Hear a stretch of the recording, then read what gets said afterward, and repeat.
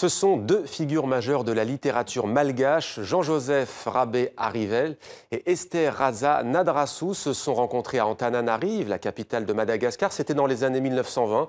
Une rencontre puissante, un amour littéraire. Ils se promettaient alors de veiller sur l'œuvre de l'un et de l'autre. Sur ce fait réel, Donalu a tissé un roman poétique. Ça s'appelle L'Orager, c'est aux éditions Mercure de France. Bonsoir. Bonsoir. Merci d'être avec nous, vous êtes écrivaine suisse. Alors, commençons par ces deux figures, au fond peu connues en France à l'époque, en tous les cas en 1920. Très important pourtant pour la littérature malgache. Qui sont-ils au juste, racontez-nous? Jean-Joseph Rabé-Arrivel est un poète malgache, mais qui a écrit effectivement en français et en malgache.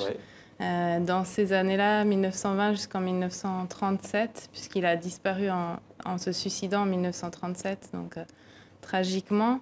Mais il a quand même eu une reconnaissance de son vivant, mais en même temps peut-être pas celle qu'il espérait. Ouais.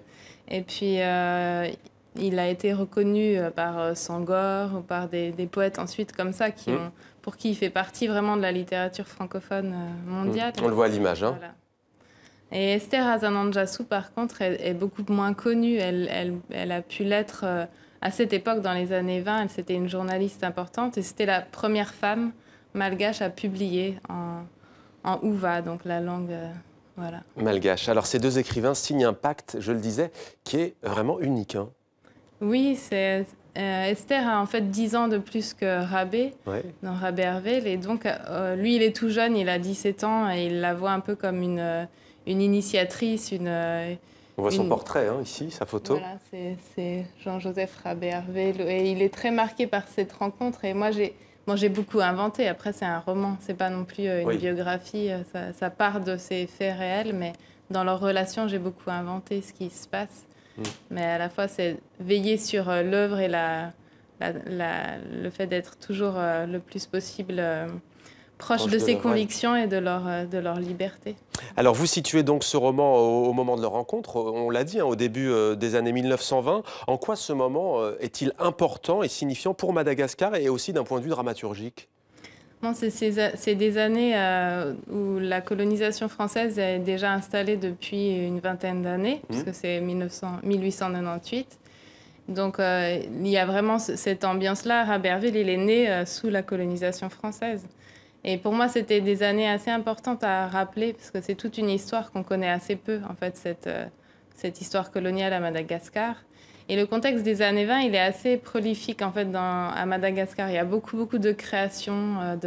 En fait, il y a aussi l'émulsion qui vient de l'effervescence entre ces deux cultures qui se rencontrent. À la fois, il y a de la violence, mais il y a aussi une créativité. Ouais. Alors justement, à ce sujet, et au cœur de votre roman, il y a un paradoxe. C'est le français, langue d'écriture pour ces deux écrivains malgaches. C'est la langue du colon, donc. Mais c'est aussi la langue d'un autre horizon pour eux. Oui, pour Rabé-Arrivel, c'est une fascination aussi. C'est une ouverture au monde. Et c'est toute la culture qui va avec, tous les livres qu'il découvre en français. Donc il y a une grande fascination. Et pour Esther, par contre, elle a vraiment ce choix de n'écrire qu'en malgache. Parce que pour elle, la langue, c'est la langue de l'oppresseur. Oui. Voilà. Alors c'est donc un roman aux enjeux multiples, notamment donc linguistiques, où le français et le malgache s'épousent, se rejettent aussi. Comment, au fond de vous-même, vous, l'écrivaine, vous êtes parvenue, vous avez réussi à saisir cette contradiction? Ça m'a beaucoup, je crois, intéressée justement parce que la langue, elle est au centre du travail d'un écrivain. Donc il y avait toute cette question de ce que la langue produit et que le réel est à la fois Enfin, la langue part du réel pour le créer, mais le réel crée aussi la langue. Enfin. Le réel, justement, page 108, vous écrivez « Le réel est la seule matière à connaître, car la seule matière qui se dépasse elle-même et qui va au-delà, cela paraît proche et bête, mais il est souvent étrange et difficile à saisir le tout réel, sans mensonge du passé, des visions, des souffrances, le réel tout dépouillé. On met du temps à le nettoyer bien à fond et à le voir en transparence. Je ne sais pas si tu me comprends, l'amour, parce qu'il passe par le corps puis le dévore, le fait naître nouvellement, le dépasse. L'amour est une clé certaine pour palper tout de près. » Voilà. Tout est dit dans ce passage sur ce réel, c'est ça ? Oui, c'est Enfin, ils ont cette quête vraiment, à travers la langue et à travers les rencontres qu'ils font, de se connaître plus et d'arriver à une vraie liberté. Je crois que c'est vraiment ça l'objet de leur rencontre et du livre. Alors votre roman, votre livre mêle du narratif romanesque, de la poésie et aussi, c'est très intéressant, des pages documentaires. Que voulez-vous provoquer par ce télescopage et par moments par ces données réelles au fond, Vous nous apprenez énormément de choses sur Madagascar, sur cette époque.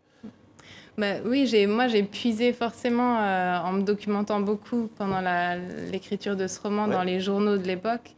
Et je tombais vraiment sur une langue coloniale et sur des articles qui sont quand même très étonnants. Et j'avais vraiment envie, finalement, au lieu de les transposer, mettre ces petits extraits. C'était aussi comme baigner le livre dans ce discours ambiant en fait, de l'époque. Ouais. Et comment avez-vous été amené, Dounalou, à vous intéresser à ce pays Madagascar et à son histoire? Alors moi, j'avais passé, juste après mon baccalauréat, 6 mois à Madagascar en tant que bénévole. Donc ça a été une expérience très marquante. Donc Madagascar a déjà pris une place importante. Et puis, comme je le dis maintenant, je suis un peu devenue malgache par ma descendance, puisque j'ai 2 filles avec un malgache. Et voilà, donc la place reste importante pour ce pays. Dounalou, écrivaine suisse, L'Oragé, c'est un roman qui est publié chez Mercure de France. Merci à vous d'être venu sur le plateau de 64 minutes sur TV5 Monde.